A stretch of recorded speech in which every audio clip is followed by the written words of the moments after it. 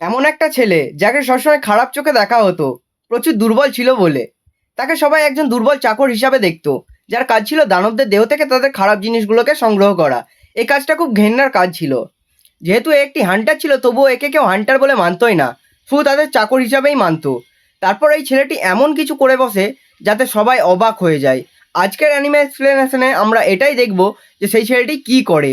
তো চলো বেশি দেরি না করে আজকের এক্সপ্লেনেশন শুরু করি। অ্যানিমের শুরুতেই আমরা দেখি ইয়ান নামের একটি ছেলে, সে তার জীবনের সব ব্যর্থতাগুলোকে মনে করতে করতে একটি কুয়োর মধ্যে ঝাঁপ দিয়ে দেয়। সে ভাবে যে আমি হান্টার হয়ে কি করলাম, আমি সারা জীবন এদের গোলামি থেকে গেলাম, আমি জীবনে কিছু করতে পারলাম না। এরপর আমাদেরকে কিছুক্ষণের আগের সময় দেখানো হয়, যেখানে জড আর ঝুরের নামে দুজন হান্টার একটি বড় দানবীয় ইঁদুরকে মারার চেষ্টা করছে, কারণ দানবদেরকে মেরে যেই সব জিনিসপত্রগুলো তারা সংগ্রহ করবে সেগুলোর মার্কেটে প্রচুর দাম আছে।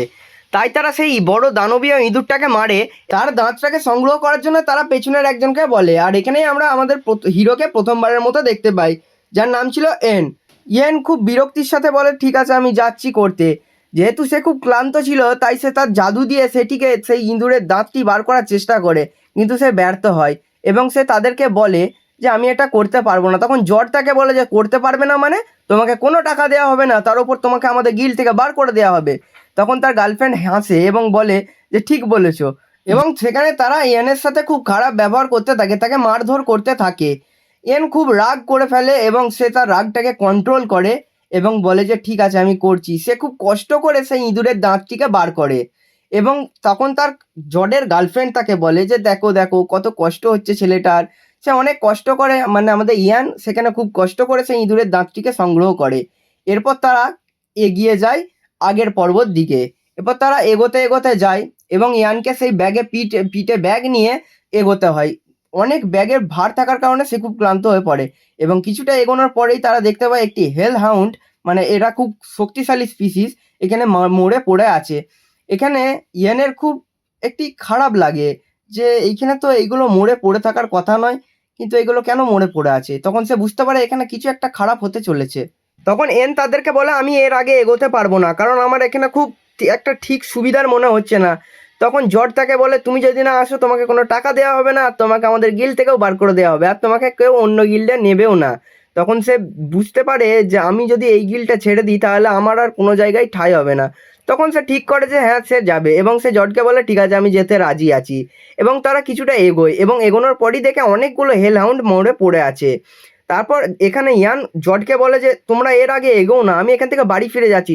তখনই তাদের সামনে অনেকগুলো চোখ জ্বলে ওঠে, আর এখানে তারা অনেকগুলো হেল হাউন্ডকে দেখতে পায়, এবং তারা বুঝতে পেরে যায় যে এরা একে অপরে মারপিট করে অনেকগুলো হেল হাউন্ড মারা গেছে। এবং জর্জ বলে যে এখানে থেকে বাঁচার একটাই উপায়, এবং তারা এনের দিকে তাকায়, এবং সেখানে জর্জের গার্লফ্রেন্ড জুরেন তার এনের গোটা শরীরটাকে অসাড় করে দেয়, এবং তাকে সেখানেই ফেলে রেখে, চারা হিসাবে ফেলে রেখে তারা চলে যায়।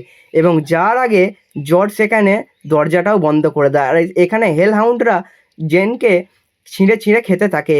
ইয়েন অনেক কষ্ট করে মারামারি করে সেখান থেকে পালাতে সক্ষম হয়। যখন সে গেটের কাছে যায় দেখে যে গেট পুরো বন্ধ আছে। আগেই বললাম যে জর্জ পুরো গেটটাকে বন্ধ করে দিয়েছে। এরপর সে এগোতে এগোতে একটি কুয়োর দিকে যায়, এবং সে তার জীবনের সব ব্যর্থতাগুলোকে মনে করে, এবং সে মনে মনে ভাবে যে আমি এদের হাতে মরার থেকে ভালো তো আমি নিজেই আত্মহত্যা করে নেব। এবং সে তার জীবনের সব ব্যর্থতাগুলোকে মনে মনে করতে করতে সে সেই দিকে এগোয়, এবং সে নির্ণয় করে নেয় সে ঝাঁপ দেবে। কারণ সে ভাবে যে আমি এই পৃথিবীতে থেকেই কি করব, আমাকে তো সবসময় নিচু দিকেই দেখা হয়, আমাকে তো কেউ কোনো সম্মানই দেয়নি, আমি তো কেবল একটি হান্টারদের চাকর হিসাবেই কাজ করছি। এবং সে সেখান থেকে ঝাঁপ দিয়ে দেয়, এবং সে খুব খারাপ লাগে যে তার একদিন শখ ছিল যে সে একজন বড় হান্টার হবে, তাকে সবাই সম্মান করবে। তারপর পরের সিনে আমরা দেখতে পাই সে একটি ঝর্ণার কাছে এসে পড়েছে, এবং আমরা এখানে দেখতে পাই একটি মেয়ে তার দিকে এগিয়ে আসে এবং তার কপালে চুম্বন করে। তার সাথে সাথেই তার হুঁশ ফেরে এবং সে সামনে সেই মেয়েটিকে দেখতে পায়। হঠাৎই সে বুঝতে পারে যে আমি একটি ঝর্ণার কাছে এসে পড়েছি, এবং সে দেখতে পায় তার গোটা বডি হিলও হয়ে গেছে, যেগুলো হেন্ড হাউন্ডরা ছিঁড়ে ছিঁড়ে খেয়েছিল। এবং সে বুঝতে পারে যে এটা তো একটি এস র্যাঙ্ক আইটেম, আর সে বুঝতে পারে এটা হচ্ছে দ্য ওয়ার্ল্ড ট্রি, যে সবাইকে মানা প্রদান করতো বহু বছর আগে।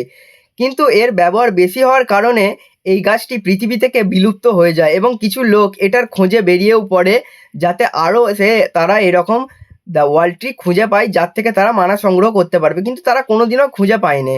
অবশেষে ইয়ান সেই গাছটিকে ধন্যবাদ জানায় এবং সে তার আগের যেই জার্নি সেটাকে শুরু করার চেষ্টা করে এবং সে পেছন থেকে একটি আওয়াজও শুনতে পায়, কিন্তু সেটা ক্লিয়ারভাবে আসছিল না। এরপর সে বুঝতে পারে তার কাছে আর কোনো পথ নেই আগে এগিয়ে যাওয়া ছাড়া, এবং সে সেই গাছটিকে আরেকবার ধন্যবাদ জানায়।